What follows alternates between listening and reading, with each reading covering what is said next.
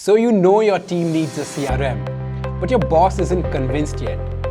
Here's how you make your case and get them on board. First thing, don't start with features. See, your boss doesn't care about dashboards, automations, or integrations.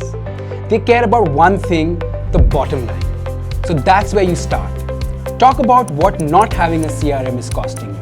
How much time does your team spend every week searching for emails, tracking lead status, or following up manually? Those hours add up fast, and they're hours he's paying for but not getting results from. Then, point out the deals you're losing. Because let's be honest, without a system, leads will fall through the cracks. Say something like, "We've probably lost this much revenue this quarter just through missed follow-ups."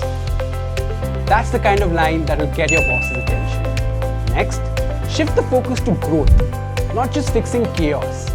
Try saying something like this: if we want to hit next year's sales targets, we need a system that scales. Because right now, we're completely maxed out. Trust me, your boss will be all ears to that. And don't forget the data angle. You see, right now, you're making decisions on gut feeling.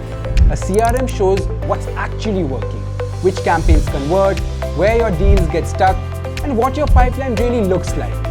That's the kind of visibility leadership loves. And finally, handle objections before they even come up.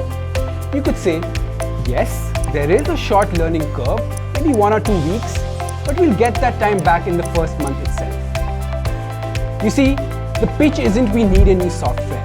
It's how you unlock the next level of revenue. So what are you waiting for? Go ping your boss right now.